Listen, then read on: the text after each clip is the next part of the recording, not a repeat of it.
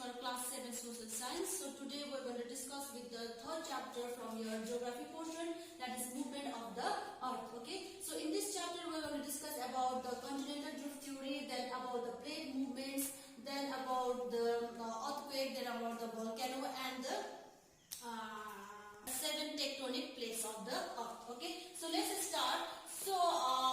Let's start about the continental drift theory. Okay, so this continental drift theory was being propounded by a famous German scientist. His name was Albert Wegener. Okay, so this person was the one who has, with the help of this theory, we came to know about the evolution of the mountains. Okay, how they have been formed and all. So let's talk in detail about the continental drift theory. So he says that before millions and millions years ago, there was only one landmass. Okay, only one land was there, and which was being compact.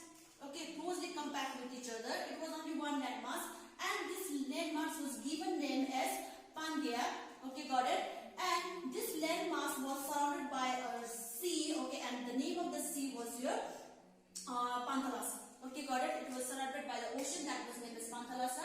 And this landmass was been divided into two lands. Okay, that was been divided into two parts. That was the northern portion was named as Laurasia or Angara land, and your southern portion was known as Gondwana land. Right.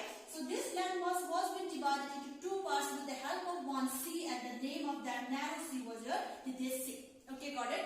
And now what happened here was this slowly what happens, there was a movement, isn't it? This land started to move from one place to another, isn't it? It started to move somewhere in northern part, sometime south part. Okay, then it started to disintegrate. Okay, it started to disintegrate. Sorry, it starts to separate from each other, and some portion moved to northern part, some went to the eastern part, western part, then some into the northern part until the recent position is been formed. Okay, got it. So that's about the continental drift theory. Then what happened here? Okay, now about the crust. So we know that the crust is the topmost layer of our earth. Okay, and it consists of 7 lithospheric plates, and the name of these plates are your Pacific plate, North American plate, South American, Eurasian, African, Indo-Australian, and your Antarctic plate. Got it? So now these all plates, okay, they are not steady. Okay, they move from one place to another. Got it? Sometime to the northern portion, sometime to the southern portion, and sometime west and the east. Okay, got it? So now this plate movement moves into 3 directions or 3 types. Okay, that is your divergent, convergent, and transform. So let's talk first about divergent movement. So in the divergent movements, what happens? The plates, okay, the two plates moves towards each other. Okay, got it? The two plates move towards each other. For example, this is the two plate. Okay, got it? Imagine this is your Eurasian plate and this is your South American plate. Okay, got it? So this in the divergent, what happens? These two plates, okay, these two plates moves towards each other. Got it? And what happens due to the movement? Okay, due to the compression which has been created by the movement of the two plates, what happens? This plate starts to fold. Okay, in this way. Got it? So the geosyncline, okay, whatever sediments is below the lithosphere, okay, that starts to bend, okay, like this. It starts to fold and forms a fold mountain. Okay, got it? So that is also one reason or a definition how the fold mountain has been formed. Okay, got it? So the fold mountain has been formed out here. Okay, the shape of the fold mountain is it looks similar like this. Okay, got it? And your peak is called your anticline, and your down fold, okay, is called your syncline. Got it? So your fold mountain has been divided into two parts, that is your young fold mountain and the old fold mountains. The best example for the old fold mountains is your Aravalli range, which is located in our India, and your young fold mountain is your Himalayas. Okay, you have seen the Himalayas and all, isn't it? So this Himalayas has been formed recently. Got it? So few years ago. Okay, then now next is about your convergent movement. In the convergent movements, what happens? The plates starts to move away from each other. Okay, for example, this is your two plates, and now these two plates starts to move away from each other. Got it? Got it? So now what happens when this place moves away from each other? They create a fault. Okay, fault or a crack.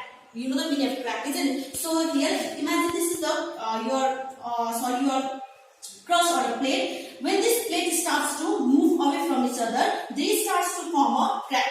Okay, got it? A fault.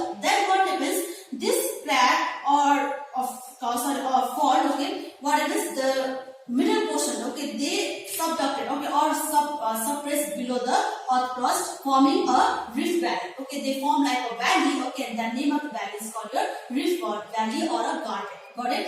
And what happens? Sometimes this two plates, okay, this the uprising or upraised landforms is called your host. Okay, got it? So one of the best example for your Rift Valley is Narmada, which is also located in our India. And for example of host or a block mountain, we call it. It is your example of your block mountain or host is your Satpura and Vindhyas range, which is located in the in India. Okay, got it? So now next is about your transform plate movement. So in this transform movement, what happens? The two plates they move in a parallel way. Okay, got it? In this way. Okay, got it? Complete. For example, these are the two plates. So this two plates moves towards neither towards each other, neither it will move away from each other. Okay, got it? So just it slides. Okay, in this way. Got it? So in a parallel form. So here neither any kind of landforms will be created nor be destroyed. Okay, got it? So only it leads to the formation of an earthquake and a volcanic eruption. Got it? So first let's talk about the volcanic eruption. So in a volcanic eruption, what happens?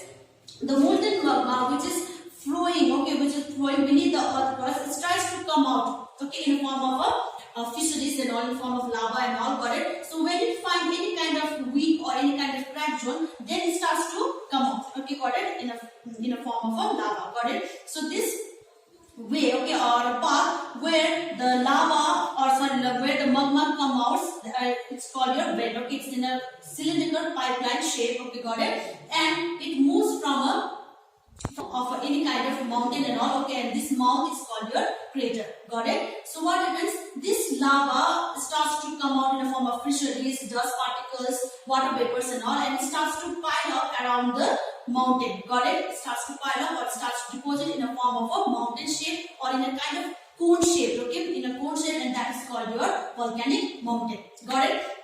So now this mountain, sorry, this lava, it erupts in a two types. So one will be a quiet eruption or one will be a very explosive or a very explosive eruption. The explosive eruption, it finds a vent, okay, and through this one vent only it will come out in form of a lava. Got it? And sometimes this quiet or a silent explosive will explode in a different vent. Got it? Which is interior part of the mountain. Got it? So these are the different vents which has been created inside the mountain, and this lava will come out through this vent. Okay, got it? So that's all about your volcanic mountain. In this chapter, we're going to study about the different types of volcanic mountains and about the earthquake. Okay, got it? Thank you.